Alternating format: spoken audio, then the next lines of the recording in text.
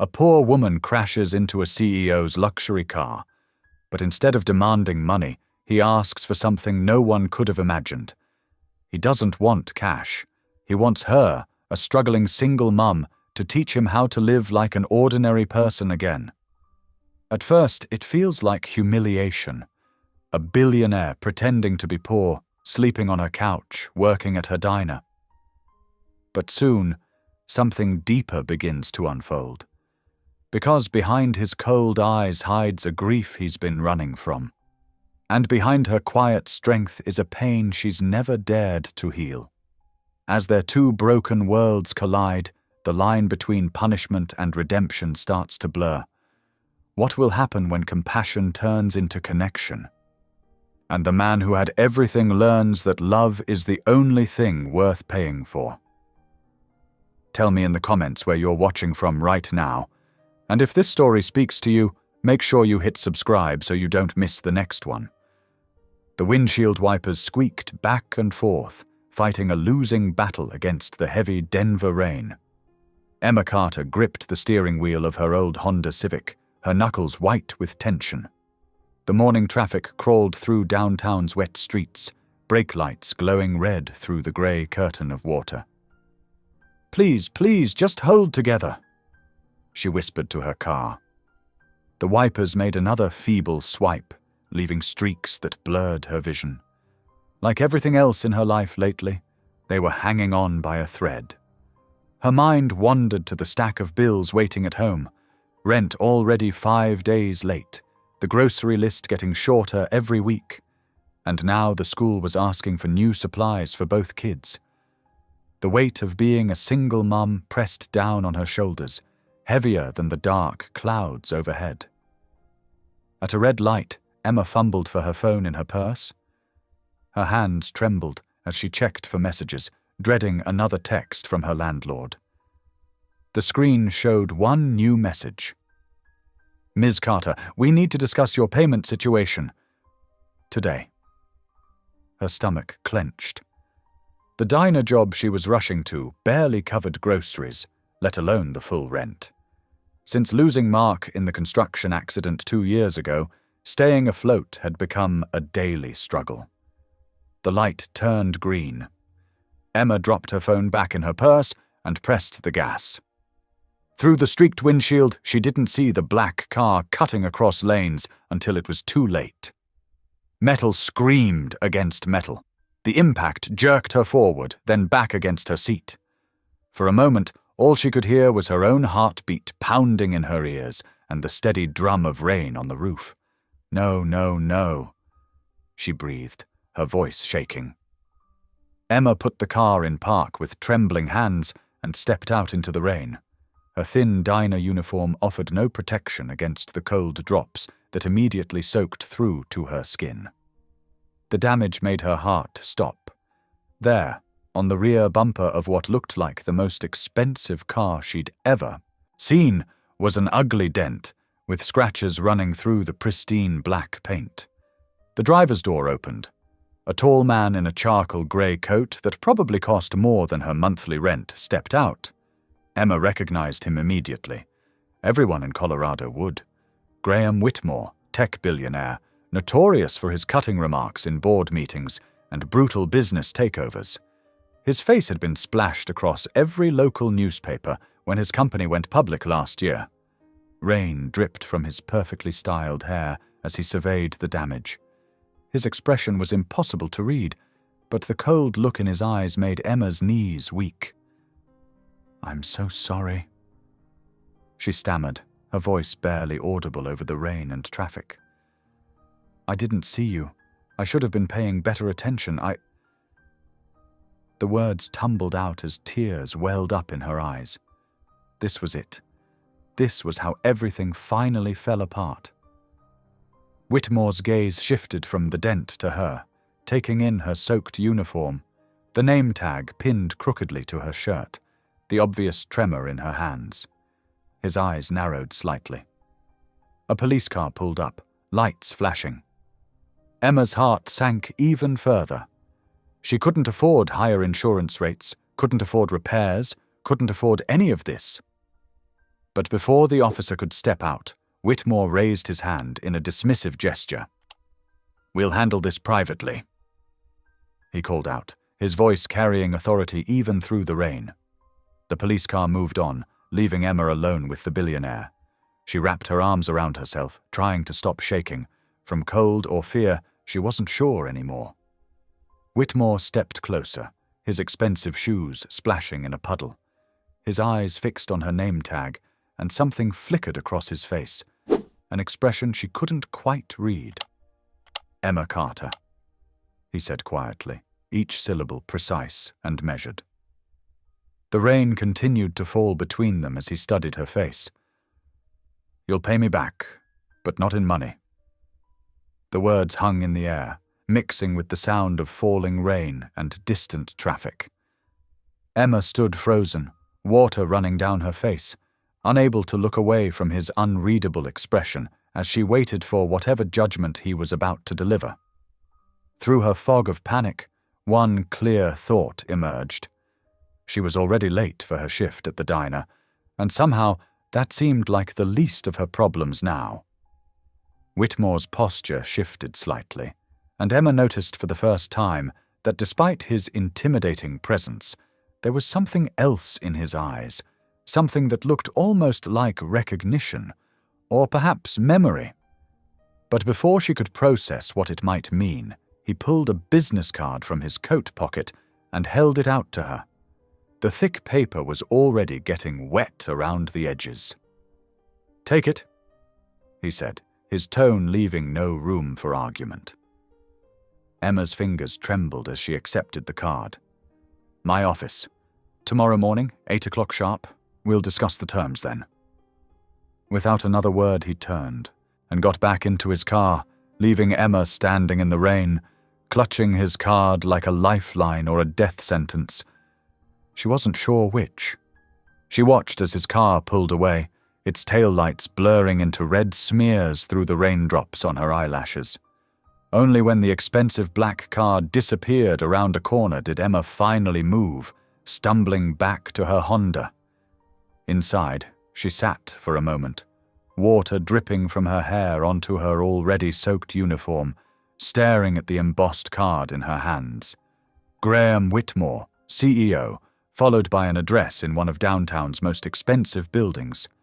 The dashboard clock blinked at her. She was now 15 minutes late for her shift. Emma started her car, the engine protesting with a rough cough before catching. As she pulled carefully back into traffic, her mind raced with possibilities of what Whitmore could want from her. Not money, he'd said. But what else could someone like him possibly want from someone like her? The diner's neon sign glowed ahead through the rain, and Emma parked in her usual spot behind the building. Before getting out, she tucked the business card carefully into her wallet, right next to the worn photo of Mark and the kids. Whatever tomorrow morning would bring, she'd face it with the same quiet strength that had carried her through everything else. She grabbed her apron from the passenger seat, straightened her name tag, and stepped back out into the rain. She had 6 hours of serving coffee and managing smiles ahead of her, plenty of time to worry about what Graham Whitmore had in store. For now, she had customers waiting and bills to pay. The ordinary struggles of her life didn't stop just because she'd had a fender bender with a billionaire. The diner's bell chimed as she pushed through the door, the familiar smell of coffee and bacon greeting her. Her manager looked up from behind the counter, ready to scold her for being late, but something in Emma's face must have shown because he just nodded and handed her a coffee pot instead. "Rough morning?" he asked. Emma managed a small smile. "You could say that," she replied, tying her apron with hands that had finally stopped shaking. "And I have a feeling tomorrow's going to be even more interesting." Emma's hands shook as she tucked her children into bed that evening. 8-year-old Tommy and 6-year-old Sarah snuggled under their worn but clean blankets, unaware of the day's events that had turned their mother's world upside down. "Mummy, you look worried," Sarah said, her small hand reaching out to touch Emma's cheek. Emma forced a smile. Just tired, sweetheart. Time for sleep now. She kissed both their foreheads and switched on the small night light that cast star-shaped patterns on the ceiling. The sight of her children, peaceful and innocent, made her heart ache with both love and worry. She had just settled onto her threadbare couch with a cup of tea when her phone rang. The number was unfamiliar, and her stomach clenched as she answered. "Mrs. Carter?" A crisp, professional voice spoke. "This is Margaret Wells, Mr. Whitmore's executive assistant. Mr. Whitmore expects you at 8 o'clock tomorrow morning at the Whitmore Tech Building downtown. Do you need directions?" Emma's fingers tightened around her mug. "No, I know where it is." Everyone in Denver knew the gleaming glass tower that housed Whitmore's empire. "Excellent. Lobby security will be expecting you. Good evening, Mrs. Carter." The line went dead before Emma could respond. Sleep proved elusive that night. Emma tossed and turned, her mind racing with scenarios of what tomorrow might bring. The few times she dozed off, she dreamed of falling through endless floors of glass and marble. At 5:30 in the morning, she gave up trying to sleep. She dressed carefully in her best outfit, a navy blue skirt and white blouse she usually saved for parent-teacher conferences. Her neighbor, Mrs. Rodriguez, had agreed to get the kids ready for school, a favor Emma would repay by watching her grandchildren next weekend. The pre-dawn air was crisp as Emma waited at the bus stop. Her breath formed small clouds in the darkness, and she clutched her worn purse close. Graham Whitmore's business card still tucked inside like a ticking time bomb. The bus ride took 45 minutes, winding through neighborhoods that grew progressively more affluent. Emma watched as small houses gave way to luxury apartments and finally to the towering skyscrapers of downtown. The Whitmore Tech Building rose above them all, its glass exterior reflecting the pink and orange of the rising sun. Inside the lobby, Emma's footsteps echoed on marble floors that probably cost more than her yearly salary. The security guard checked her ID and made a call, then directed her to a specific elevator. "Express to the top floor," he said, swiping a card that made the elevator doors slide open silently. Emma's stomach lurched as the elevator rose 50 stories in what felt like seconds. The doors opened directly into a reception area where a perfectly groomed woman sat behind a curved desk. "Mrs. Carter." The woman, presumably Margaret Wells, said without looking up from her computer. "Mr. Whitmore will see you now." She pressed a button, and double doors swung open. Graham Whitmore stood at a wall of windows, his back to the door, hands clasped behind him. The morning sun outlined his tall figure in gold. He turned as Emma entered, his expression as unreadable as it had been in the rain. "Mrs. Carter, thank you for coming." His voice was cool and professional. He gestured to a chair in front of his massive desk. "Please, sit." Emma perched on the edge of the chair, her back straight, hands folded in her lap to keep them from trembling. The office was larger than her entire apartment, with views that made Denver look like a toy city spread out below. "I assume you're wondering why you're here," Whitmore said, settling into his leather chair. "Let me be direct. I don't want your money." Emma blinked. "I don't understand." "What I want," he continued, "is 30 days of your time. Specifically, I want you to teach me how to live like a normal person again." Emma stared at him, certain she had misheard. "Excuse me? You heard correctly." He leaned forward, his fingers steepled on the desk. "I want you to show me how regular people live.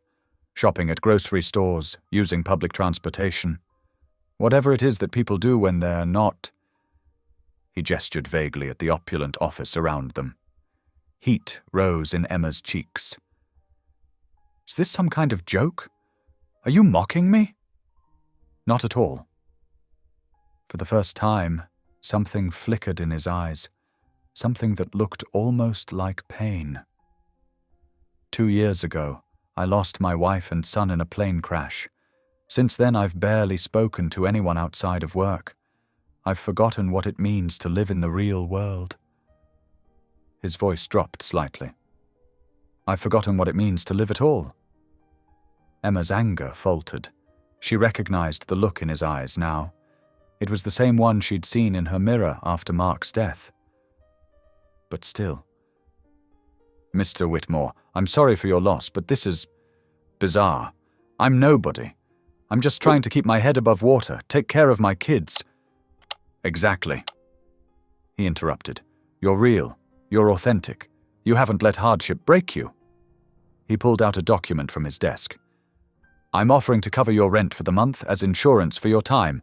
All I'm asking is for 30 days of guidance. Think of it as consulting work." Emma's mind spun. The rent money would be a godsend, but this felt wrong somehow. "Why me?" Whitmore was quiet for a moment. "Yesterday, when we had our accident, I saw something in you. Pride, dignity. Despite everything, you weren't broken." He slid the document across the desk. "Will you help me?" Emma picked up the contract with trembling fingers. The terms were clear and simple. 30 days of her time in exchange for 1 month's rent. But nothing about this situation felt simple. "I don't know if I'm helping a broken man or being played for a fool," she said quietly. "Neither do I," Whitmore admitted, and for the first time, his corporate mask slipped slightly. "But I do know I can't continue like this." Emma looked down at the contract again, then at the pen he offered. Her signature felt like it was writing either her salvation or her doom. She wasn't sure which. As she set the pen down, she couldn't shake the feeling that she had just agreed to something that would change both their lives irrevocably. Whitmore took the signed contract and placed it carefully in a folder. "Thank you, Mrs. Carter," he said, his businessman's demeanor returning. "We'll begin tomorrow." The morning sun hadn't yet burned through Denver's autumn haze when a black Mercedes pulled up to Emma's apartment complex. The worn brick building seemed to shrink further under the luxury car's gleaming presence. Emma stood at her third-floor window, coffee cup frozen halfway to her lips, as Graham Whitmore stepped out, looking wildly out of place in his tailored suit. 2 small leather suitcases sat at his feet, while his driver unloaded them from the trunk. The contrast between his expensive luggage and the crumbling concrete steps was almost comical. Emma hurried downstairs to meet him, conscious of curtains twitching in neighboring windows. "Mr. Whitmore," she said, reaching the bottom step slightly out of breath. "I honestly wasn't sure you'd come." "Graham, please," he corrected, adjusting his silk tie. "And I always honor my contracts." He glanced up at the building, and Emma saw him trying to hide his dismay at the peeling paint and rusty fire escape. "Mom," Sophie's voice carried down from above. "Ben won't get ready for school." Emma closed her eyes briefly. "I should warn you, mornings here are a bit chaotic." "Chaos is good," Graham said, though his tight smile suggested otherwise. "It's what I'm here for, isn't it?" As they climbed the stairs, the elevator had been broken for months. Emma could hear Mrs. Hall's door creaking open on the second floor. The elderly woman's eyes widened at the sight of Graham in his expensive suit. "Well, well," Mrs. Hall drawled, leaning against her doorframe. "Emma Carter, you've been holding out on us. A gentleman caller at this hour?" Emma felt her cheeks flush. "Mrs. Hall, this is Mr. Whitmore. He's staying with us for a while." "Is he now?" Mrs. Hall's eyebrows shot up, and Emma could practically see the gossip spreading through the building already. My, how interesting." Graham nodded politely but said nothing as they continued up to the 3rd floor. Emma could hear Mrs. Hall's door close, followed by the immediate sound of a phone being dialed. Inside the apartment, Ben was running around in mismatched socks while Sophie tried to catch him with a school uniform shirt. They both froze at the sight of the stranger in their doorway. "Sophie, Ben," Emma said, trying to sound casual. "This is Mr. Whitmore. He's going to be staying with us for a little while." The children stared at Graham as if he were an exhibit in a museum. Ben pointed at Graham's shoes. "Those are fancy," he said. "They're shiny like a mirror." Graham looked down at his Italian leather Oxfords, then at the children's worn sneakers by the door. Something flickered across his face. Discomfort, perhaps, or recognition. "Ben, that's not polite." Emma scolded gently. "Now, please put on your shirt. We're running late." Sophie, always the more observant of the two, studied Graham with a mix of curiosity and suspicion. "Where are you going to sleep?" she asked. "We don't have any extra rooms." "The couch," Emma answered quickly. "Mr. Whitmore will sleep on the couch." Graham's eyes darted to the worn sofa, which had definitely seen better days. A spring was visible through one cushion, carefully covered by a throw blanket. "Perfect," he said, though his voice suggested anything but. The next hour was a whirlwind of activity as Emma got the children ready for school. Graham stood awkwardly in corners, trying to stay out of the way as they rushed around him. The apartment's limitations became glaringly obvious: the bathroom sink that dripped constantly, the kitchen light that flickered every few minutes, the rumble of the train passing nearby that made the windows rattle. After the children left for school, Graham tried to wash his hands in the bathroom sink. The faucet sputtered, spraying water across his shirt. Emma bit back a smile as he jumped back, looking utterly lost. "It takes a gentle touch," she explained, demonstrating the right angle to turn the handle. "Everything here has its quirks." "Quirks," Graham repeated flatly, dabbing at his wet shirt with a paper towel. "Is that what we're calling it?" The day passed in a series of small cultural shocks for Graham. He tried to make coffee but couldn't figure out Emma's ancient coffee maker. He jumped every time the train passed, which happened roughly every 2 hours. The Wi-Fi was spotty, making his attempts to check email on his laptop an exercise in frustration. When evening came, Emma heated up canned tomato soup and made toast, a typical Tuesday night dinner in the Carter household. Graham sat at their small kitchen table, looking almost comically large in the cramped space. "It's not what you're used to," Emma said apologetically, setting a bowl in front of him. "But it's hot and filling." Graham picked up his spoon with determination.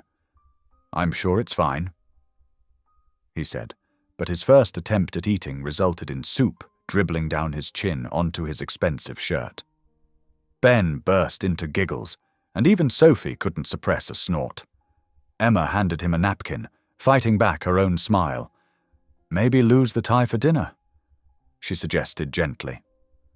For a moment, Graham looked like he might be offended. Then, surprisingly, the corner of his mouth twitched. "Perhaps you're right," he said, loosening the silk tie. After dinner, the children watched TV while Emma cleaned up. Graham insisted on helping, though his attempt at drying dishes was clearly a new experience for him. Every few minutes, the train would pass, rattling the dishes in the cabinet. When it was time for bed, Emma helped Graham set up the couch with sheets and a pillow. He sat down experimentally, wincing as a spring creaked beneath him. "Will you be comfortable enough?" Emma asked, knowing the answer but feeling obligated to check. "I'll manage," he said, though he looked anything but convinced. Later that night, after the children were asleep, Emma passed through the living room for a glass of water. Graham was still awake, sitting on the edge of the couch, staring out the window at the city lights. The same view she saw every night, but through his eyes she wondered if it looked different. "Maybe this is where living starts," she heard him mutter, so quietly she almost missed it. Emma paused in the kitchen doorway, struck by the vulnerability in his voice. For the first time, she saw past the expensive clothes and corporate demeanor to the lost man beneath. Maybe, she thought, this strange arrangement wasn't just about teaching him to live like a normal person. Maybe it was about teaching him to live at all. The next few days settled into an unexpected rhythm, starting with dawn's first light streaming through the apartment's thin curtains. Emma would wake at 5 o'clock each morning to find Graham already dressed in his expensive suits, though they looked increasingly rumpled from sleeping on the couch. "You really should wear something more practical," Emma suggested on their third morning, eyeing his polished leather shoes. "The diner floor gets pretty sticky." Graham adjusted his tie with dignity. "These clothes are perfectly functional." Emma just shook her head, knowing he'd learn soon enough. The walk to the diner took 15 minutes, and Graham insisted on carrying Emma's bag despite her protests. The early morning air was crisp, and their breath formed small clouds in front of them. The city was quiet at this hour, just starting to wake up. At the diner, Emma's boss, Joe, raised an eyebrow at Graham, but didn't ask questions. He just handed him an apron and pointed to a stack of dirty tables. "Start wiping," Joe said gruffly. Graham stared at the cleaning rag like it might bite him. His first attempt at cleaning tables left streaks everywhere, and Emma had to show him the proper technique. "Small circles," she demonstrated. "And don't forget the edges." The regular customers started trickling in around 6 o'clock. Most were working folks, construction workers, bus drivers, teachers heading to early morning prep. They watched with undisguised amusement as Graham attempted to navigate the narrow spaces between tables, bumping into chairs and apologizing profusely. "Sugar, hun?" asked Martha, a retired nurse who came in every morning for breakfast. Graham looked startled at being addressed so casually. Yes, it's in the container right there," he said, pointing to the sugar dispenser on her table. Martha laughed. "No, dear, I'm asking if you'll bring me some more sugar." "Oh." Graham's ears turned pink. He fetched the sugar container from the service station, nearly dropping it twice. The morning rush brought chaos that clearly rattled Graham. The clatter of dishes, the sizzle of the grill, multiple conversations overlapping. It was a far cry from his quiet corporate office. He jumped every time someone called out an order, and the coffee pot shook in his hands as he attempted to refill cups. Around 9 o'clock, Graham disappeared briefly and returned with 3 boxes of fresh pastries from the expensive bakery down the street. He started distributing them to customers with a proud smile. "Graham!" Emma called him to the back room. "What are you doing?" "I thought everyone's been so patient with me. I wanted to show appreciation." Emma sighed. "You can't fix everything with money. These people come here because it's affordable. You're making them uncomfortable." Graham's face fell. "I didn't mean to—" "I know you didn't," Emma said more gently. "But sometimes gratitude is just saying thank you, or remembering someone's name, or asking about their day." Later that afternoon, Graham approached Martha's table again. "How was your doctor's appointment yesterday?" he asked hesitantly. "You mentioned you were worried about it." Martha's face lit up. "Why, you remembered. It went just fine, sugar. Thank you for asking." The pride in Graham's expression was worth more than any pastry. That evening, after their shift, they picked up the children from their after-school program. Sophie had math homework she was struggling with, and to Emma's surprise, Graham offered to help. "I studied engineering in college," he explained. "Math was always my strong suit." Emma prepared dinner while listening to voices from the living room. At first, there was frustration in Sophie's tone, but gradually it gave way to understanding. Then, unexpectedly, laughter erupted. Curious, Emma peeked around the corner. Graham was using Ben's action figures to demonstrate an algebra problem making the plastic superheroes fight over greater than and less than signs. Both children were giggling, and Graham's usual stern expression had softened into something genuine. "Spider-Man is definitely greater than 5, Ben insisted. "Ah, but is he greater than X?" Graham asked seriously, making the figure do a flip. After dinner, Emma started clearing the table, but Graham stepped in. "Let me," he said. "You've been on your feet all day. Do you even know how to wash dishes?" Emma asked skeptically. "How hard can it be?" Graham rolled up his expensive shirt sleeves and approached the sink with determination. 20 minutes later, the kitchen floor was wet. Most of the dishes were still soap-covered, and Graham had managed to get water all over his front. But he kept at it, and Emma noticed something else. He was humming. It was slightly off-key, barely audible over the running water, but it was there.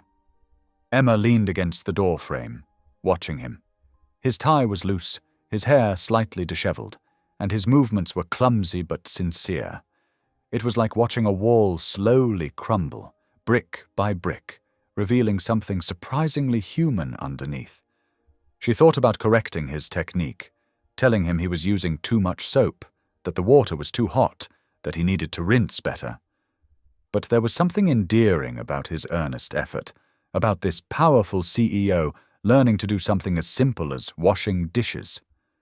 The children appeared beside her, also watching with fascination. "He's doing it wrong," Sophie whispered. "Yes," Emma agreed quietly. "But he's trying. Sometimes that's what matters, most." Graham continued humming, oblivious to his audience, focused entirely on the task at hand. The song was old, something Emma vaguely recognized from years ago, and his quiet voice carried notes of contentment she hadn't heard before.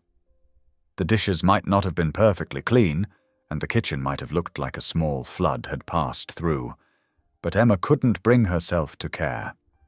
Because in that moment, watching Graham Whitmore, billionaire CEO, powerful businessman, notorious perfectionist, fumble with dish soap and hum off-key, she saw something change. It wasn't just about learning to live like a normal person anymore. It was about remembering how to simply live. Ben tugged at her sleeve. "Can we help?" he whispered. Emma nodded, and her children padded into the kitchen, grabbing dish towels. Graham looked up, surprised, as Sophie started drying the cleanish dishes and Ben carefully put them away. "We're experts," Ben announced proudly. "Then I bow to your expertise," Graham said, making an exaggerated bow that sent water droplets flying everywhere. The children giggled, and Graham's humming resumed, a little louder this time. As Emma watched her small kitchen fill with warmth and laughter, she realized that sometimes the best lessons come from the simplest moments, even if those moments involve poorly washed dishes and expensive suits covered in soap suds. A week had passed since the accident that brought Graham Whitmore into Emma Carter's world. The old brick apartment building, usually quiet except for the rumble of passing trains, now buzzed with whispered conversations and curious glances. Mrs. Hall's morning coffee club, which consisted of 3 other elderly ladies from the building, had taken to gathering on her tiny balcony specifically to watch Graham's comings and goings. Their whispers carried through the thin walls and drafty windows. "Did you see him yesterday in those fancy shoes?" Mrs. Peterson asked, stirring her coffee. "Walking through puddles like they cost $10 instead of $1,000. Money can't buy common sense," Mrs. Hall replied, but her tone had softened considerably from her initial skepticism. "Though I must say he did help me with my groceries yesterday. Carried them up 3 flights without me even asking." The neighborhood's curiosity grew with each passing day. Graham's presence was like a fascinating puzzle they couldn't quite solve. The man who arrived in designer suits now wore jeans and plain shirts, though they still looked too expensive for the surroundings. On Tuesday morning, Mrs. Hall's ancient heater finally gave up with a wheezing rattle. She knocked on Emma's door, wrapped in 2 sweaters despite the mild weather. "I hate to bother you," she said, "but it's getting mighty cold in there." Before Emma could respond, Graham appeared behind her, rolling up his sleeves. "I'll take a look," he offered. "I used to tinker with machines before I started my company." Mrs. Hall's apartment was cluttered with decades of memories. Photographs, knickknacks, and doilies covered every surface. The old heater sat in the corner, looking defeated. Graham knelt beside it, his expensive pants collecting dust. He worked methodically, his hands moving with surprising confidence. Emma and Mrs. Hall watched as he dismantled the unit, cleaned it thoroughly, and replaced a worn-out part with something he fashioned from materials in his toolbox. "My father was a maintenance man," he explained quietly, not looking up from his work. "He taught me the basics before he passed away. Said every man should know how to fix things." An hour later, warm air flowed through Mrs. Hall's apartment again. She pressed a plate of cookies into Graham's hands, her eyes misty. "You're not what I expected," she admitted. Graham accepted the cookies with a small smile. "I'm not what I expected either lately." That afternoon, Emma's shift at the diner ran long. A bus full of tourists had arrived, leaving the small establishment overwhelmed. Graham offered to pick up the children from school and watch them until she finished. "Are you sure?" Emma asked, wiping sweat from her forehead. "Ben can be a handful." "I think I can handle 2 children for a few hours," Graham said with his usual confidence. But there was a flicker of something else in his eyes. Anticipation, maybe even excitement. When Emma finally got home that evening, she found mud. Lots of mud. It tracked through the lobby, up the stairs, and right to her door. Inside, the scene that greeted her stopped her in her tracks. Graham Whitmore, the billionaire CEO, sat on her worn couch with mud-caked shoes beside him. His once pristine clothes were dirty, his hair disheveled, and there was a leaf stuck to his collar. Ben and Sophie weren't any cleaner, but all 3 wore matching grins. "We went to the park," Ben announced proudly. "And then it started raining, but Graham said we didn't have to leave because a little water never hurt anyone." "He helped us build a fort," Sophie added, "with sticks and leaves and everything." The structural integrity was questionable, Graham admitted, but the engineering principles were sound. Emma should have been angry about the mess. She should have worried about the cleanup, about the neighbors' complaints, about the mud ground into her carpet. Instead, she found herself laughing, really laughing, for the first time in months. After the children were cleaned up and in bed, Emma noticed Graham was missing. She found him on the small balcony, sitting on one of the rickety plastic chairs, looking up at the night sky. The stars were barely visible through Denver's light pollution, but he stared at them as if they held answers to questions he couldn't voice. Emma grabbed a light jacket and joined him. For a while, they sat in comfortable silence, listening to the distant sound of traffic and the closer rumble of the train. "Ben reminded me of something today," Graham finally said, his voice barely above a whisper. His hands were clasped tightly in his lap, knuckles white with tension. At the park, when he laughed, it was the same laugh, exactly the same. Emma didn't need to ask who he meant. She waited, giving him space to continue. "Jason would have been 8 this year." Graham's voice trembled. 8 years old. He loved parks, too. And mud. God, he loved getting dirty, drove his mother crazy. He broke off, swallowing hard. Emma reached out slowly and placed her hand over his clenched fists. His skin was cold from the night air. "The last time I took him to a park was 2 weeks before the crash." Graham continued. "I was on my phone most of the time. Had an important merger coming up. He kept calling for me to watch him on the slide, but I kept saying, "In a minute, buddy. Just one more minute." His voice cracked on the last word, and something inside him seemed to break. Years of carefully maintained control crumbled as tears began to fall. His shoulders shook with silent sobs. Emma moved closer, her hand still covering his. She didn't offer empty comfort or try to shush his pain. She simply sat with him, bearing witness to his grief, letting him feel what he'd been holding back for so long.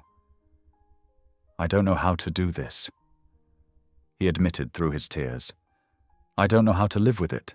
Some days I wake up and for a split second I forget. Then it hits me all over again." "Grief isn't something you get over," Emma said softly.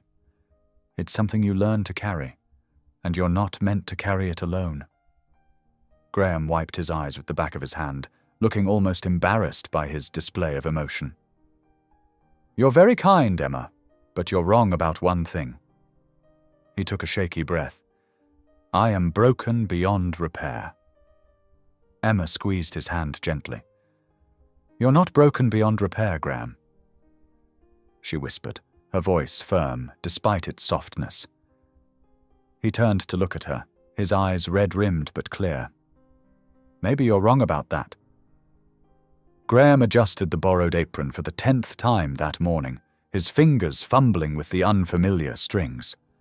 The diner's kitchen buzzed with morning rush activity, spatulas scraping griddles, plates clattering, and the constant hiss of the coffee maker. "Are you sure about this?" Emma asked, watching him struggle with the order pad. "A full shift isn't easy, especially during breakfast rush." "I insist," Graham replied, straightening his shoulders like he was heading into a board meeting rather than serving pancakes. "You've shown me enough. Today I work alone." Emma noticed how different he looked in regular clothes, jeans and a plain button-down shirt she'd helped him buy at the discount store. The past week had softened something in his face, worn away some of the sharp edges of his CEO persona. "Remember," she coached, "Table 6 always wants their toast extra crispy, and Mrs. Peterson at the counter needs decaf, coffee with 2 sugars and a splash of cream." Graham finished. "I've been paying attention, Emma." The morning started slowly. Graham managed the early regulars well enough, mostly elderly folks who found his formal manner charming. He wrote orders carefully, delivered coffee without spilling, and even managed a few smiles that didn't look forced. But as the rush-hour crowd filed in, things began to unravel. Orders backed up. Coffee grew cold. Toast burned. Graham's carefully maintained composure started to crack under the pressure of real work, the kind that couldn't be delegated or solved with a phone call. "Hey," called a man in a business suit, checking his watch. "I ordered 15 minutes ago." "I apologize, sir," Graham said, hurrying over with coffee. "The kitchen is—" "Save it," the man snapped. "Some of us have real jobs to get to. Maybe if you spent less time apologizing and more time working—" Emma, who had been watching from behind the counter, saw Graham's face flush red.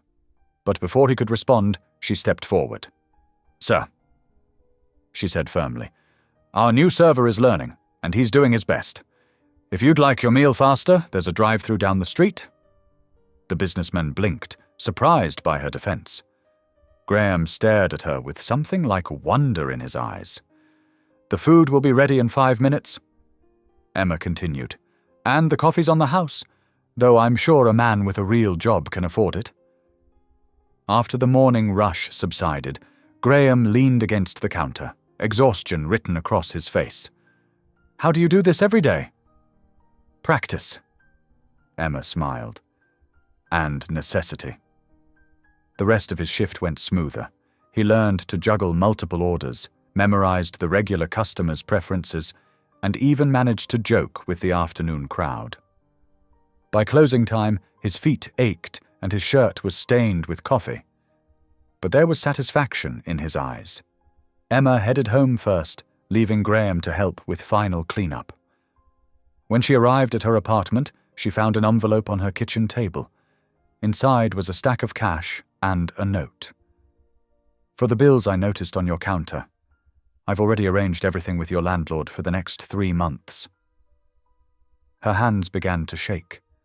This was exactly what she'd been afraid of. That to him, this was all still just a transaction, a problem to be solved with money. When Graham walked in 30 minutes later, she was waiting. "What is this?" She held up the envelope. "I thought—" "You thought what? That you'd solve all my problems with your checkbook?" "Emma, I was trying to help. By going behind my back. By treating me like a charity case." Her voice cracked. "Do you have any idea how hard I've worked to keep my dignity? To show my children that we may be poor, but we're not helpless?" Graham stepped forward. "That's not what I— You don't understand." Emma cut him off, tears threatening to spill. She took the check from the envelope and tore it in half, then in quarters. "We need dignity more than charity." The torn pieces fluttered to the floor between them. Graham stood frozen, his face a mask of confusion and hurt. "I thought I was doing the right thing," he said quietly. "The right thing would have been to ask me, to respect me enough to make my own decisions about my life." They stared at each other across the kitchen, the torn check like a barrier between them. Neither spoke. Neither moved. The silence grew thick with things unsaid. Finally, Emma turned away. "I'm going to bed. You know where the extra blankets are." Later that night, Graham lay on the couch, staring at the ceiling. The springs dug into his back, but that wasn't what kept him awake. He could hear the distant rumble of trains, the hum of the old refrigerator, the quiet breathing of Emma's children in their room. He'd done exactly what he promised not to do. Treated her life like another business deal to be managed, another problem to be solved with money. In trying to help, he'd hurt her pride, the one thing she had fought so hard to preserve. The realization sat heavy in his chest. For all his supposed learning about normal life, he was still thinking like a CEO, still trying to fix everything with wealth and power.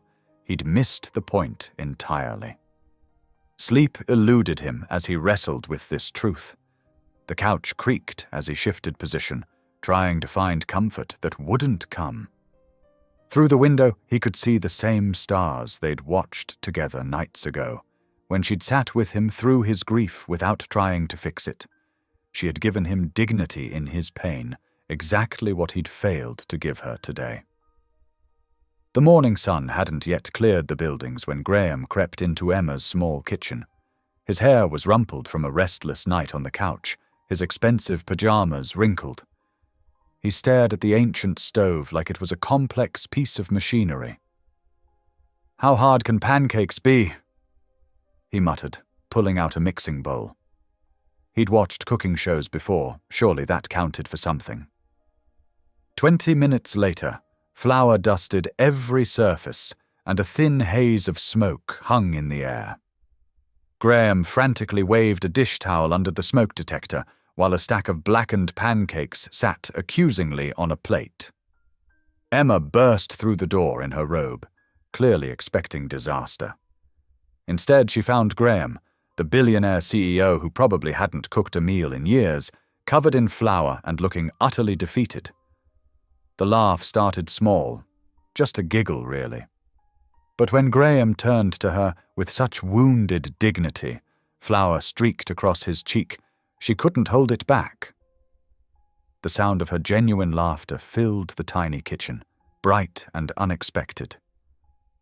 "I was trying to apologize," Graham said, gesturing at the burnt offerings. "It didn't go as planned." Emma's laughter softened to a warm smile. "Here," she said, taking the bowl from him. "Let me show you." Together, they made a fresh batch. Emma guided his hands as he measured ingredients, showed him how to test the pan's temperature with a drop of water, demonstrated the perfect flip technique. Soon the smell of proper pancakes filled the apartment, drawing Sophie and Ben from their rooms. Over breakfast, Emma watched Graham interact with her children. He'd learned their rhythms now, knew that Sophie liked her pancakes cut into precise triangles, that Ben needed extra syrup. When had that happened? About last night, Emma said quietly, after the kids had gone to get dressed. I may have overreacted. Graham shook his head. No, you were right. I was trying to solve everything with money because it's easier than really understanding. They cleaned up together, falling into an easy rhythm. As Emma got the kids ready for school, Graham found himself wondering when this cramped apartment had started feeling more like home than his empty mansion. Later that morning, they headed to the local food pantry, where Emma volunteered twice a week. Graham watched her organize donations, direct other volunteers, and greet clients with genuine warmth. She knew everyone's names, their stories, their struggles. While Emma was busy, Graham slipped away to speak with the pantry director.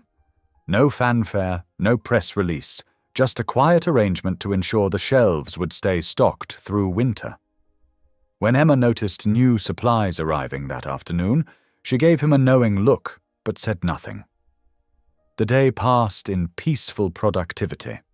Graham learned to sort donations, stack cans, and help clients carry boxes to their cars.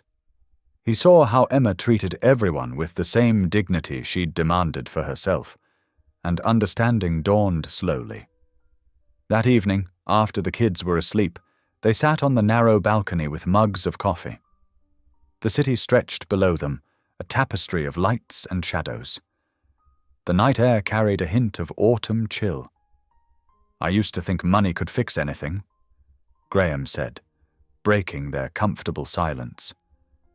My father started with nothing, built an empire. He taught me that wealth was power, and power meant control. He stared into his coffee. After I lost Sarah and Tommy, I tried to buy my way out of grief, donated millions to charity, threw myself into work, lived in my tower above everyone else, but the emptiness just grew. Emma listened quietly, her presence steady and warm beside him. What about you? He asked softly. How did you, after your husband, Jack, she supplied. 5 years ago, construction accident. She took a slow breath. The kids were so young. Sophie was 5, Ben just 2. Everyone said time would heal us, but I'm not sure that's true. You just learn to carry it differently. Graham nodded, understanding exactly what she meant. The hardest part wasn't even the grief. Emma continued. It was the loneliness. People don't know what to say, so they stop trying. They drift away. She smiled sadly. But you learn to build a new normal. You find strength you didn't know you had. They sat in companionable silence, watching the city lights flicker. The distance between them had changed, softened into something that felt like friendship. Their shared grief, instead of separating them, had become a bridge. Emma, Graham said quietly, his voice barely above a whisper. You've given me something money can't buy, a reason to wake up. The words hung in the night air, simple and profound. Emma didn't respond, but she didn't need to. They sat together, two broken people finding healing in unexpected places, while the city hummed below and stars wheeled overhead. The early morning sun cast long shadows across the apartment complex's courtyard as Graham studied a leaking pipe beneath Mrs. Hall's kitchen sink. His once pristine shirt was now spotted with water stains, and his expensive watch sat safely in his pocket. Hand me that wrench, would you? He called to Ben, who had appointed himself official helper. The 7-year-old boy eagerly passed the tool, watching with fascination as Graham tightened the joint. How'd you learn to fix stuff? Ben asked, handing Graham a rag to wipe his hands. My father, Graham replied, checking his work. Before the company took off, we did all our own repairs. He said a man should know how to use his hands." He smiled at the memory. "Though I'll admit I'm a bit rusty." Emma appeared in the doorway, carrying a tray with 3 glasses of lemonade. "Mrs. Hall's sink giving you trouble?" "Not anymore," Graham announced proudly, turning the water back on. The pipe held firm, no drips in sight. Mrs. Hall clapped her hands together. "Oh, thank heavens! I've been dealing with that leak for months." Word spread quickly through the building about Graham's handyman skills. By afternoon, he had a list of repairs waiting. Emma watched from her window as he helped Mr. Rodriguez fix his stuck window, then moved on to patch a hole in the Thompsons' wall. The following day, Graham appeared with cans of paint and supplies from the hardware store. "These hallways need some life," he declared, rolling up his sleeves. What started as one man's project soon became a community effort. Neighbors emerged from their apartments, picking up brushes and rollers. Children ran up and down the halls, pointing out spots their parents had missed. Even typically reserved residents joined in, sharing stories and snacks as they worked. Emma found herself pausing often just to watch Graham. He moved with purpose now, so different from the stiff businessman who'd arrived weeks ago. Paint smudged his cheek, and his hair was charmingly disheveled. When he caught her looking, his smile reached his eyes, something she noticed happening more and more lately. Mum's staring at Graham again, Sophie whispered to Ben, giggling behind her hand. Emma blushed and quickly turned away, busying herself with cleaning brushes. By the end of the week, the building's transformation was remarkable. Fresh paint brightened. Hall's repairs had been made, and most importantly, neighbors who had barely spoken before now greeted each other by name. "We should celebrate," Graham suggested one evening, as he and Emma sat on their usual spot on the balcony. "Thank everyone for their help?" Emma nodded thoughtfully. "A neighborhood dinner, maybe. We could set up tables in the courtyard." The idea took root quickly. Residents offered to bring dishes, string lights appeared from someone's storage, and folding tables materialized from various apartments. Emma coordinated the logistics while Graham handled the heavy lifting, their teamwork now smooth and natural.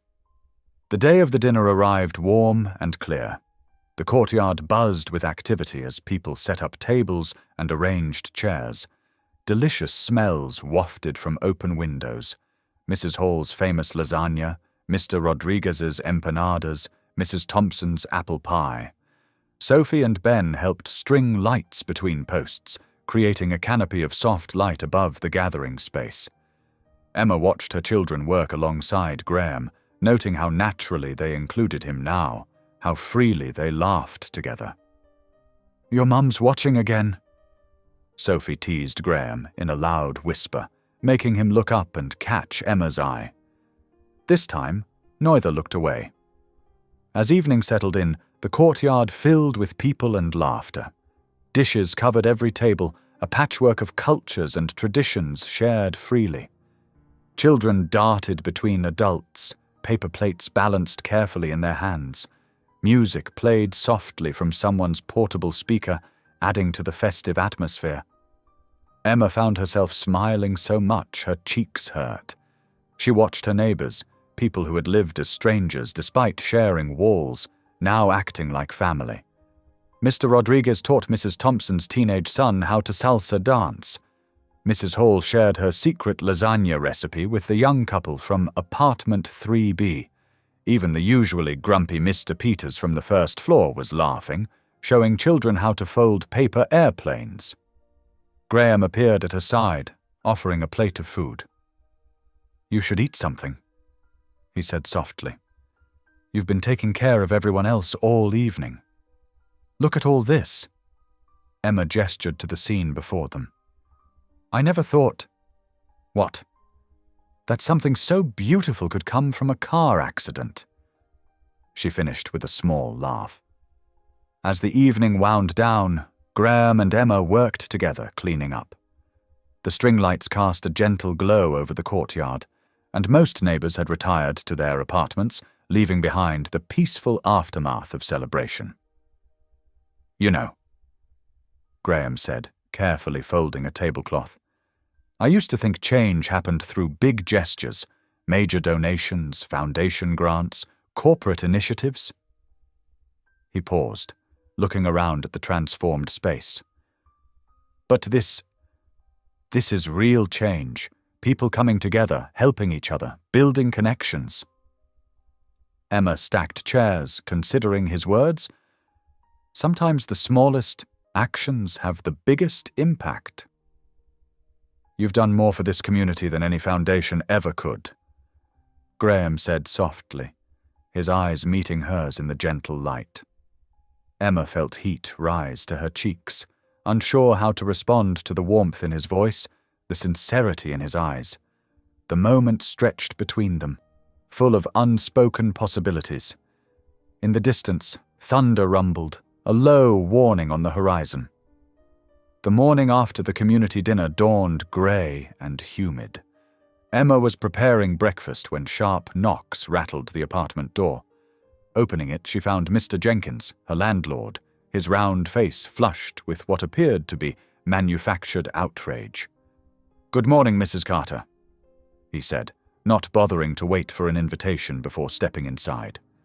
His eyes darted around the apartment, lingering on Graham's neatly folded blanket on the couch. "We need to discuss some urgent matters." Emma wiped her hands on her apron, anxiety creeping into her chest. "What matters, Mr. Jenkins?" He pulled out a thick envelope from his jacket. "New maintenance fees, building improvements, you understand. Due immediately." He thrust the paperwork toward her. Emma's hands trembled as she opened the envelope. The number at the bottom made her stomach drop. $350, due within 24 hours. This can't be right. There's never been maintenance fees before." "Times change, Mrs. Carter." Jenkins's smile didn't reach his eyes. "The building's undergone significant improvements lately. Someone has to pay for them." "But we did the work ourselves," Emma protested. "The neighbours all pitched in. The materials were donated." Jenkins shrugged. "Administrative costs, Mrs. Carter, insurance, permits. You either pay or—" He let the threat hang in the air. "Or what?" Emma's voice was barely a whisper. "Or you'll have 72 hours to vacate the premises." He adjusted his tie with stubby fingers. "I have other tenants waiting who can afford the new rates." Emma's mind raced. The recent repairs to the building had been a community effort. Graham had helped coordinate everything, ensuring all materials were properly sourced and— Graham. A cold realization washed over her. Was this some sort of test? Another one of his lessons about money and dignity? "I'll need time to arrange the payment," she said carefully. 24 hours, Mrs. Carter. Not a minute more." Jenkins turned to leave, then paused. "Oh, and do give my regards to your houseguest." With that, he closed the door behind him, leaving Emma standing in her kitchen, the threatening paperwork clutched in her hands. Graham emerged from the bathroom, toweling his hair dry. "Everything okay? I heard voices." Emma spun to face him, anger and hurt warring in her chest. "Did you put him up to this?" "Put who up to what?" Graham's confusion seemed genuine, but Emma had learned that he was skilled at hiding his true feelings. She thrust the paperwork at him. "Suddenly, there are maintenance fees? Right after we fix up the building? After everything you said about not trying to fix things with money?" Graham's face darkened as he read the document. "Emma, I swear I had nothing to do with this. This isn't my doing." "How can I believe you?" Her voice cracked. "Everything was fine until you came here. Now suddenly my landlord's threatening eviction over fees that never existed before." Graham set the papers down carefully.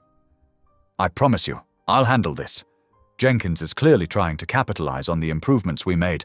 It's illegal, and he knows it. Handle it how?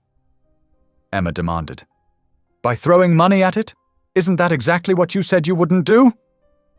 Before Graham could respond, Sophie and Ben appeared in the hallway, drawn by the raised voices. Emma forced a smile. Time for school, kids. Go get your backpacks. Later that afternoon, Emma found herself at Morton's Market, counting coins for groceries. Her mind kept returning to the morning's confrontation with Jenkins. Graham had left for a mysterious meeting, promising to resolve the situation legally. But his assurances felt hollow against the very real threat of eviction. As she reached for a loaf of day-old bread, voices from the adjacent cafe caught her attention. Whitmore's lost it completely. A man in an expensive suit said to his companion. Disappeared from his penthouse, supposedly living in some slum. Board's meeting tomorrow to vote him out. Emma froze, pretending to examine nutrition labels while straining to hear more. About time. His companion replied. Stock's down 15% since his vanishing act. The man's worth billions, and he's playing poverty tourist. Clearly had a breakdown after losing his family. Well, after tomorrow, he'll have plenty of time to find himself. Board's already lined up his replacement. Thompson's taking over as CEO. Emma's hand trembled as she set the bread back on the shelf. Graham had never mentioned his company was in trouble. She'd known he was wealthy, important. But hearing strangers discuss his imminent removal from his own company made her realize just how much he'd risked by staying with her. The weight of this knowledge followed her home. She found Graham in the kitchen, attempting to cook dinner while Sophie supervised his technique for chopping vegetables. Kids, why don't you go do your homework? Emma suggested quietly. I need to talk to Graham. Once they were alone, Emma leaned against the counter. When were you going to tell me about the board meeting? Graham's knife stilled mid-chop. You heard.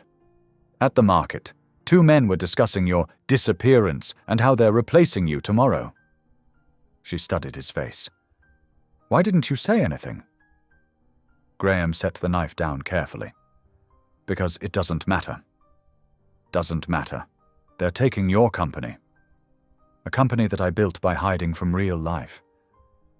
He said quietly. They think I've gone insane because I chose to live in the real world for a month instead of their artificial one. Maybe they're right, Emma whispered. Graham's head snapped up. What? Look at what's happening. Your career, your life's work, you're throwing it all away. And for what? To learn how to make pancakes and fix leaky faucets? Emma wrapped her arms around herself. This has to stop. Emma, no, listen to me. Your world is falling apart, and you're dragging mine down with it. Jenkins, the board, the rumors. It's too much. I can't. She took a shaky breath. I can't be responsible for destroying everything you've built. You're not destroying anything. Graham protested. You're helping me rebuild. You need to leave. Emma cut him off, the words burning her throat. Go back to your life. Save your company. Just go. Graham stood very still, water dripping from the half-chopped vegetables. Outside, rain began to fall, pattering against the windows like tiny accusations. Is that what you really want? He asked softly. Emma couldn't meet his eyes. It's what needs to happen. Graham nodded slowly, his shoulders slumping. Without a word, he gathered his few belongings, the borrowed blanket, his small suitcase that had remained mostly packed. At the door, he paused. Thank you, he said quietly, for showing me what living really means. Then he was gone, the door closing behind him with a soft click that echoed in Emma's chest like thunder. Through the window, she watched his tall figure disappear into the rain, taking with him a warmth she hadn't realized had become so essential to her home. The first morning without Graham felt like waking up in a stranger's apartment. Emma moved through her routine mechanically, making breakfast for the kids while trying to ignore the empty space at their small table. The coffee maker, which Graham had fixed just days ago, gurgled quietly in the corner. "Mom, where's Graham?" Ben asked, pushing his cereal around with his spoon. His small face was pinched with confusion. Emma's hand trembled as she poured her coffee. "He had to go back to his own life, sweetheart." "But why?" Sophie looked up from her toast, her 10-year-old eyes far too knowing. "He seemed happy here." "Sometimes grown-ups have complicated reasons for the things they do," Emma replied, hating how hollow the words sounded. "Now finish up. We'll be late for school." The days began to blur together, each one quieter than the last. The apartment felt different, emptier somehow, as if Graham's presence had filled more than just physical space. Little reminders of him were everywhere. The fixed drawer in the kitchen, the patch of fresh paint in the hallway where he'd covered a scuff mark, the deck of cards he'd used to teach Ben magic tricks. At the diner, business slowed noticeably. The regular customers who had grown fond of Graham's awkward attempts at service asked about him constantly. "Where's that fancy fellow who couldn't work the coffee machine?" Joe asked one morning, his weathered face concerned. He was starting to get the hang of it. Emma managed a smile as she refilled his cup. He had to return to his real life. Joe grunted. Seemed to me like this was becoming his real life. The words followed Emma throughout her shift, echoing in her mind as she served plates and wiped tables. The diner felt colder without Graham's presence, without his determined attempts to master the art of casual conversation and his proud smile when he finally got an order right. A week after Graham's departure, Emma found the eviction notice taped to her door. 30 days to vacate. Her hands shook as she read the formal language, the legal terms that basically meant she and her children would soon be homeless. Jenkins had made good on his threat. That evening, after the kids were in bed, Emma sat cross-legged on the living room floor, spreading bills across the carpet like a morbid game of solitaire. The numbers refused to add up differently, no matter how many times she rearranged them. Between the new maintenance fees and the declining tips at the diner, she was sinking faster than ever. As she gathered the papers together, a folded note slipped from between 2 envelopes. She recognized Graham's precise handwriting immediately, her heart stuttering in her chest. How had she missed this before? "You taught me how to live. I'll never forget that." The simple words blurred as tears filled her eyes. Emma pressed her fingers to her lips, trying to hold back a sob. She'd pushed him away, convinced she was protecting both of them. But now, sitting alone among her mounting bills, she wondered if she'd made a terrible mistake. The children's voices echoed in her memory, their laughter as Graham attempted to help with homework, the way Ben's eyes lit up when Graham praised his math skills, how Sophie had started sharing her drawings again. Even Mrs. Hall from next door had stopped by earlier, asking if she'd heard from that nice Mr. Whitmore. Emma moved to the window, pressing her forehead against the cool glass. Outside, the street glistened with rain, just like that morning when their worlds had collided. Cars passed slowly, their headlights creating wavering patterns on the wet pavement. "I didn't just crash into his car," she whispered to her reflection, finally admitting what she'd been trying to deny. "I crashed into something I wasn't ready to feel." The truth of it ached in her chest. She'd been so focused on surviving, on keeping her walls up, that she hadn't realized someone had slowly been dismantling them, brick by brick. Graham, with his clumsy attempts at cooking and his genuine delight in simple pleasures, had shown her that life could be more than just enduring. A car horn blared in the distance, making her jump. For a split second, she was back in that moment. The crunch of metal, the fear in her throat, the tall figure stepping out of the expensive car. But instead of the anger she'd expected, she'd found something else in Graham's eyes that day, a loneliness that matched her own. Emma wiped her eyes with the back of her hand, Graham's note still clutched in her fingers. The paper was soft from being folded and unfolded multiple times. How many times had he written and rewritten these words before leaving them for her to find? In the kids' room, she could hear Sophie's soft breathing and Ben's occasional murmur. Their world had been brighter with Graham in it, not because of his money or status, but because of his genuine desire to understand their lives, to be part of their small family's daily struggles and joys. The rain continued to fall outside, each drop a reminder of the morning that had changed everything. Emma touched the window, tracing the path of a raindrop as it slid down the glass. She'd spent so long protecting herself and her children from hurt that she'd forgotten how to recognize when something, or someone, was worth the risk of letting them in. Her fingers curled around Graham's note, pressing it to her heart. The paper felt warm against her palm, like a promise waiting to be kept. But she'd sent him away, back to his world of boardrooms and billion-dollar decisions. Back to the emptiness he'd been trying to escape. The street below remained unchanged, cars passing through puddles, their tires making soft, shushing sounds against the wet pavement. Yet everything felt different, as if the universe had shifted slightly, leaving her standing in a place she no longer recognized. Not because Graham had changed her world, but because he'd helped her see it differently. A truck rumbled past, its headlights sweeping across the window and illuminating Emma's reflection.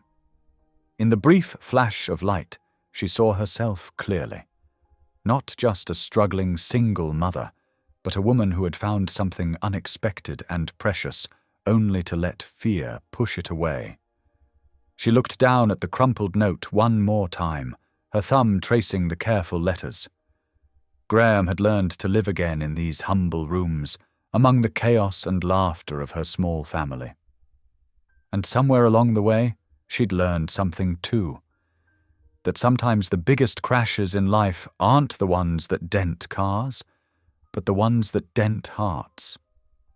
The rain continued its steady rhythm against the windows, a melancholy soundtrack to her thoughts. Emma remained at the window, watching the same rain-slicked street where their worlds had first collided, holding on to a note that said everything and nothing at all. 2 weeks had crawled by since Graham's departure, each day feeling heavier than the last. Emma stood behind the diner's counter, wiping it one final time. The familiar scent of coffee and griddle grease hung in the air, but today it carried a note of sadness. After 15 years of serving the neighborhood, Jerry's Diner was closing its doors forever. The afternoon light filtered through the dusty windows, casting long shadows across the checkered floor. Empty chairs sat upturned on tables, their metal legs gleaming dully. The wall clock, the one that had always run 5 minutes fast, ticked away the final moments of her last shift. Jerry, the owner, emerged from the kitchen, his usual jovial expression replaced by something more somber. His grey hair seemed whiter now, his shoulders heavier under his apron. He'd been more than just a boss. He'd given Emma her first job after her husband died, had let her bring the kids in when childcare fell through, had slipped her extra food during particularly tight months. "Emma," he called softly, his voice rough with emotion. "Got something for you." She turned, forcing a smile despite the lump in her throat. Jerry held out a paper bag, the top rolled down neatly. The familiar logo of the diner was stamped on its side, faded but still visible. "It's not much," he said, shuffling his feet. "Just some leftover bread and pastries, maybe some soup containers in there too. Can't let it go to waste, you know." Emma took the bag, her hands trembling slightly. "Thank you, Jerry, for everything." He nodded, unable to speak for a moment. 15 years, he finally managed. 15 years of watching you grow from that scared young widow to the strongest woman I know. This place won't be the same without you." "It won't be anything without you," Emma replied, her voice catching. The diner had been more than just a workplace. It had been a sanctuary, a community hub where neighbors became family. Jerry pulled her into a tight hug, smelling of flour and coffee grounds. "You take care of those beautiful kids of yours," he whispered. "And yourself too, Emma. Promise me that." She nodded against his shoulder, unable to trust her voice. When they pulled apart, both pretended not to notice the other's tears. Outside, the neighborhood seemed to reflect their mood. The usually bustling sidewalks were quieter, shops closing earlier as winter approached. The community food pantry's shelves stood nearly empty. Graham's anonymous donations had stopped when he left. Even the building's fresh paint job seemed dulled by neglect, new cracks already appearing in the walls. Emma collected Sophie and Ben from Mrs. Hall's apartment. The elderly woman had tears in her eyes as she hugged them goodbye. "Such a shame about the diner," she said, adjusting her shawl. "First Mr. Whitmore leaves, now this. It's like all the light is going out of our little corner of the world." The walk home felt longer than usual. Their footsteps echoed on the concrete, past darkened storefronts and flickering streetlights. Ben clutched Emma's hand, while Sophie trailed slightly behind, lost in thought. When they reached the block where Jerry's diner stood, Emma almost walked past without looking. But Sophie stopped, her small hand pressing against the cold window. The interior was dark, chairs stacked like forgotten soldiers, the counter where Graham had learned to pour coffee now just a shadowy outline. "Mom." Sophie's voice was small but clear in the evening quiet. "Do you think Mr. Graham forgot about us?" The question hit Emma like a physical blow. She set down her bag of leftover food and knelt beside her daughter, drawing her close. Sophie's eyes were wide and serious, reflecting the same hurt Emma felt in her own heart. "No, sweetheart," she whispered, smoothing Sophie's hair. "Some people never really leave. They stay right here." She touched Sophie's chest, right over her heart. But even as she spoke the words, doubt gnawed at her. The warmth and purpose Graham had brought to their lives seemed to be fading like footprints in snow. The community he'd helped rebuild was crumbling again, the building's repairs incomplete, the neighbors retreating behind closed doors, hope giving way to resignation. The first snowflakes began to fall as they stood there, tiny white stars dancing in the streetlight. Ben reached out to catch one on his tongue, but Sophie remained pressed against Emma, both of them looking through the darkened window at what used to be. Emma gathered her children and the bag of food, guiding them away from the empty diner. The snow fell more steadily now, muffling their footsteps, transforming the tired neighborhood into something softer, more magical. But the silence that settled over them wasn't the peaceful kind. It was heavy with unspoken words and unanswered questions. Back in their apartment, Emma tucked her children into bed, kissing their foreheads and promising tomorrow would be better. But as she stood at their bedroom door, watching them drift off to sleep, she wondered how many more promises she could keep. The snow continued to fall outside their window, blanketing the city in white. Emma pressed her hand against the cold glass, watching the flakes swirl in the darkness. Somewhere out there, Graham was probably in his penthouse office, surrounded by the wealth and power he'd returned to. She wondered if he ever looked out his window and thought of them, of morning pancakes and shared laughter, of simple meals that meant more than fancy restaurants ever could. The night settled around her like a heavy cloak, filled with the soft sounds of her children's breathing and the distant hum of the city. Emma remained at the window, watching as the snow transformed their broken neighborhood into something beautiful, if only for a moment. The envelope arrived on a Thursday morning, 7 days before Christmas, Emma almost missed it among the usual stack of bills and advertisements. No return address graced its plain white surface, just her name and address written in neat, precise handwriting she didn't recognize. Inside, she found a simple flyer printed on thick paper. Community Christmas dinner, free meals for all, hosted by Whitmore Foundation. The words seemed to shimmer before her eyes as her heart skipped several beats. Below was an address she knew by heart, Jerry's Diner. Emma sank into a kitchen chair, the paper trembling in her hands. It had to be a cruel joke. The diner had stood empty for weeks now, its windows dark and uninviting. Yet something about the flyer's simple elegance, the careful choice of words, made her pause. "Mom, what's that?" Sophie appeared at her elbow, still in her pajamas, her dark hair tangled from sleep. Before Emma could hide the flyer, her daughter snatched it up, eyes widening as she read. "The diner! But it's closed!" Sophie's voice rose with excitement. "Mom, is this from Mr. Graham?" "I don't know, sweetie." Emma tried to keep her voice steady. "It might be a mistake." Ben wandered in, rubbing sleep from his eyes. "What's a mistake?" Sophie thrust the flyer at him. "There's going to be a Christmas dinner at Jerry's. We have to go, Mom, please." Emma looked at her children's hopeful faces and felt her heart twist. The last few weeks had been hard on them all. The loss of her diner job had meant an even tighter budget, and Christmas presents would be sparse this year. But the thought of walking into that diner, only to find it empty or changed beyond recognition, she wasn't sure she could bear it. "Please," Ben echoed his sister, his small face earnest.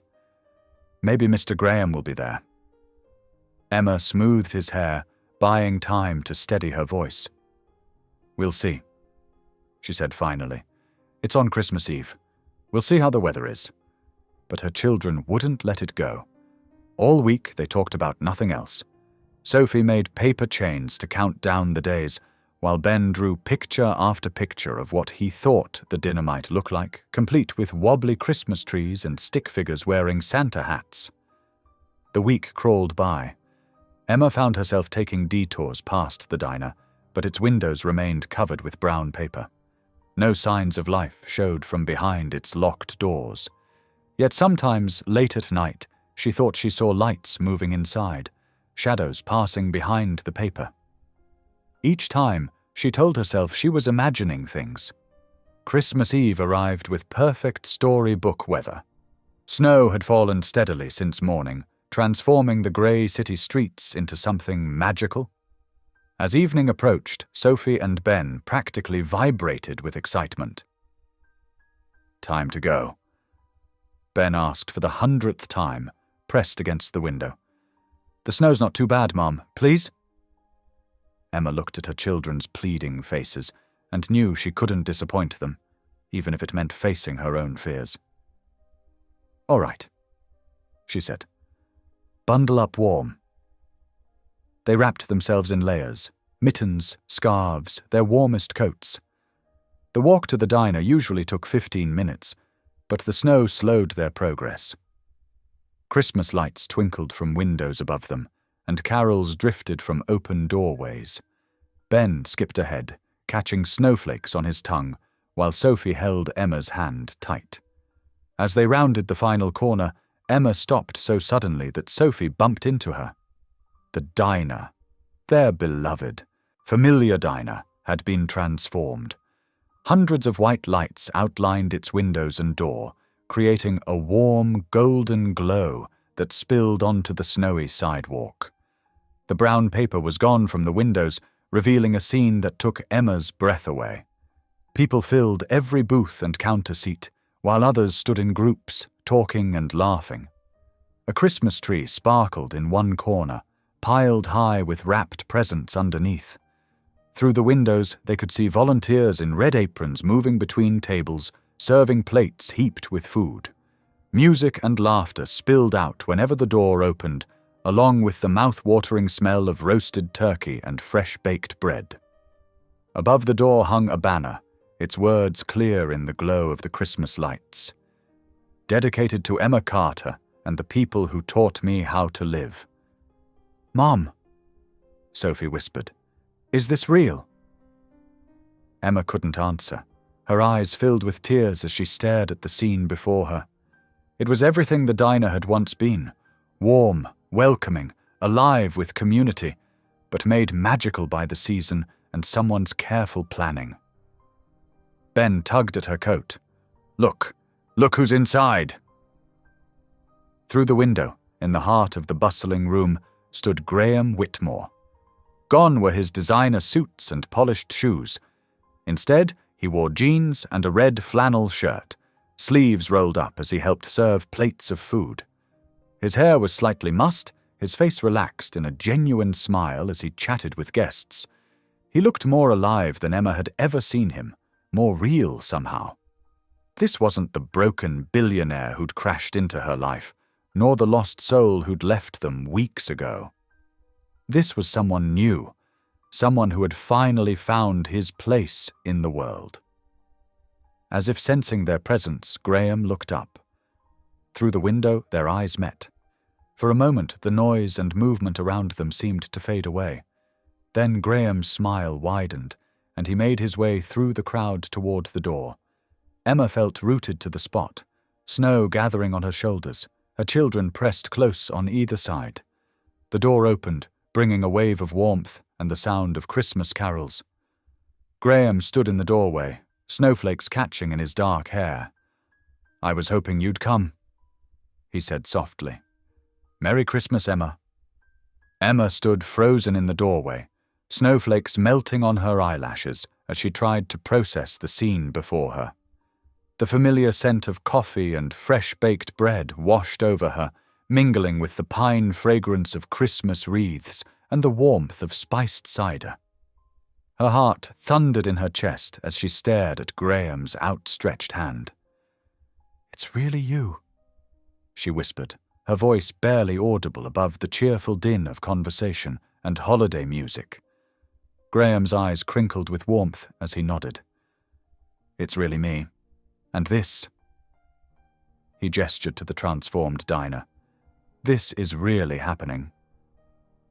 Sophie and Ben bounced on their toes, their eyes wide as they took in the festive scene. Christmas garlands draped across the ceiling, twinkling lights reflected in the polished chrome of the counter, and red and green plaid tablecloths covered every table. The booths were filled with familiar faces from the neighborhood. Mrs. Hall sat near the window, warming her hands around a steaming mug, while other regulars chatted and laughed as if they'd never left. Emma took a tentative step forward, her boots leaving wet prints on the welcome mat. "I don't understand," she said, looking around at the bustling room. The diner was closing. They said it was final. Graham's expression softened as he guided them inside, closing the door against the cold. "You were right, you know," he said, leading them to a quiet corner near the Christmas tree. "That day when you tore up my check and told me dignity matters more than charity, it changed everything." The children settled into a booth, immediately distracted by the plates of cookies and hot chocolate that a volunteer brought over. Emma slid in across from them, her hands trembling slightly as she unwound her scarf. "What do you mean?" she asked, watching Graham pull up a chair to join them. He took a deep breath, his fingers drumming lightly on the table's surface. "After I left that night, I couldn't stop thinking about what you said, about how throwing money at problems isn't the same as solving them, about how community matters more than comfort." He paused, glancing around at the lively room. "So I made some changes." Emma noticed then that he looked different, not just in his casual clothes, but in his whole demeanor. The haunted look that had shadowed his eyes was gone, replaced by something lighter, more peaceful. "I stepped down as CEO," he continued, his voice steady and sure, "voluntarily. The board was shocked. They'd been planning to force me out anyway, but I beat them to it." He smiled wryly. Turns out disappearing for a month to live in a rundown apartment building wasn't great for shareholder confidence. "Graham," Emma started, concern creasing her forehead. But he held up a hand. "It was the best decision I've ever made," he said firmly. "I took my personal fortune, not the company's money, just mine, and created a foundation. We're funding community kitchens like this one all across the country, in small towns and neighborhoods where they're needed most." Ben looked up from his hot chocolate, whipped cream dotting his nose. "So you bought our diner?" Graham nodded, reaching over to ruffle the boy's hair. "I did, but not to own it, to give it back. It's now owned by a community trust. The profits go right back into keeping it running and helping other neighborhoods do the same thing." Emma's vision blurred with tears as she looked around the room again, seeing it with new eyes. The volunteers weren't strangers. They were her neighbors, the same people who had joined in painting the apartment hallways weeks ago. The Christmas tree was decorated with handmade ornaments, many she recognized from the children at the food pantry. "The foundation provides the initial funding and support," Graham explained, "but the community runs it. They decide the menu, the prices, the programs. There's a pay-what-you-can policy, and anyone who can't afford a meal can volunteer their time instead." Sophie perked up. "Can we volunteer, please, Mom?" Emma couldn't speak past the lump in her throat. She watched as more people filed in from the snowy street, stamping their feet and unwinding scarves. Every face held the same expression of wonder and joy she felt in her own heart. Graham leaned forward, his voice dropping lower. "You taught me something invaluable, Emma. Wealth is useless unless it feeds the hungry. Money sitting in bank accounts doesn't change lives. People do. Community does." His eyes met hers, sincere and vulnerable. "You showed me how to live again, how to be part of something bigger than myself." The room erupted in cheers as volunteers brought out more platters of food. Mrs. Hall waved from her seat, gesturing for Emma to join her later. The warmth and life in the room felt like a physical presence, wrapping around them like a comfortable blanket. Ben and Sophie could hardly contain themselves any longer. They scrambled out of the booth and threw their arms around Graham's neck, nearly knocking him off his chair. He caught them both, laughing as they squeezed him tight. "We missed you," Ben declared, his face buried in Graham's flannel shirt. "The apartment's too quiet without you," Sophie added, pulling back to look at him seriously. "Even if you did burn the toast every morning." Graham hugged them close, his eyes meeting Emma's over their heads. "I missed you too," he said softly. "All of you." When the children finally released him and ran off to explore the Christmas tree, Graham turned back to Emma. The distance between them felt both vast and insignificant, filled with unspoken words and shared memories. "I owe you so much," he said, his voice barely above a whisper. "When we crashed that day in the rain, I thought my life was over. I was just going through the motions, hiding behind my money and my grief." He reached across the table, taking her hand in his. "Thank you for saving my life." Emma's tears fell freely now, but she didn't try to hide them. Around them, the diner hummed with life and possibility, a testament to what happens when broken things are mended with love instead of money. Through the windows, snow continued to fall, but inside, hearts were warm and hope burned bright. The celebration stretched deep into the Christmas Eve night, transforming the once empty diner into a haven of warmth and joy. Every table was filled with familiar faces from the apartment complex, their laughter mixing with the soft Christmas music playing from the restored jukebox in the corner. Graham had rolled up his flannel sleeves, standing shoulder to shoulder with Emma behind the counter. They worked in comfortable synchronization, him ladling out steaming bowls of homemade soup while she arranged fresh-baked rolls on plates. "You're getting flour everywhere," Emma teased as Graham attempted to knead more dough, white powder dusting his dark shirt and settling in his hair. He grinned, looking more relaxed than she'd ever seen him. "Maybe I need more practice," he replied, deliberately shaking his head so flour scattered around them both. Their shared laughter drew smiles from nearby guests. Near the frost-painted windows, children gathered around a small craft table Sophie and Ben had helped set up. They were making paper chains and snowflakes to add to the decorations, their excited chatter filling the air.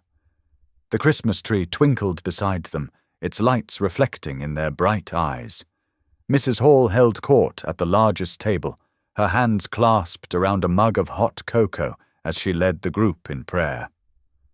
"Dear Lord," her voice carried clear and strong across the room, "we thank you for bringing us together tonight, for the food that fills our bellies and the love that fills our hearts, for second chances and new beginnings.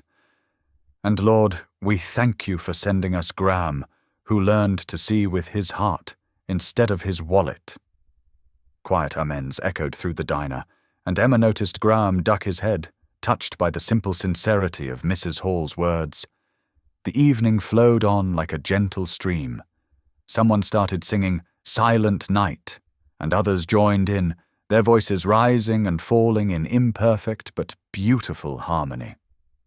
The smell of cinnamon and coffee mingled with the savory aromas of dinner, creating an atmosphere that felt like Christmas memories come to life. Emma watched as Graham moved through the crowd, no longer the awkward billionaire who'd first stepped into her apartment. He knew everyone's names now, asked about their families, remembered their stories. When old Mr. Jenkins mentioned his arthritis was acting up, Graham immediately found him a cushion for his chair. When little Maria from apartment 3B fell asleep at her mother's table, Graham carefully carried her to the booth they'd converted into a makeshift napping area for tired children. As the night grew later, guests began bundling up against the cold, leaving with containers of leftover food and hearts full of gratitude. Each goodbye came with hugs and promises to return, to help, to be part of this new community they were building together. Finally, the last guest departed, leaving Emma and Graham alone in the quiet diner. They worked side by side, wiping tables and stacking chairs, their movements comfortable and familiar. The Christmas lights cast a soft glow over everything, making even the cleanup feel magical. Graham paused by the counter, running his hand along its smooth surface. "Remember that first morning you made me help serve coffee here?" he asked, smiling at the memory. "I was terrible." "You were," Emma agreed, laughing. "But you learned, because you taught me."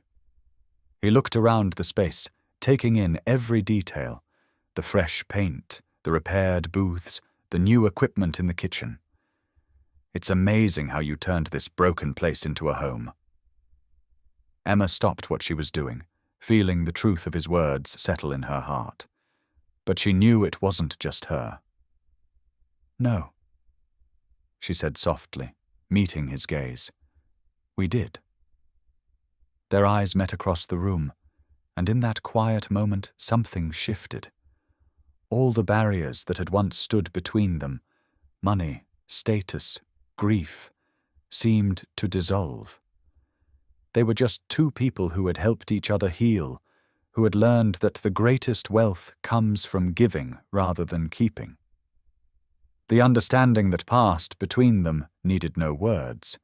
It was written in the warmth of the room, in the lingering scent of fresh bread, in the paper snowflakes dancing gently in the heat from the vents. It was present in every clean dish and folded napkin, in every memory they'd created in this space. They had done more than restore a diner. They had rebuilt hope, piece by piece, day by day, until it shone as brightly as the Christmas star above them. The morning sun crept over Denver's skyline, casting golden rays across the freshly fallen snow.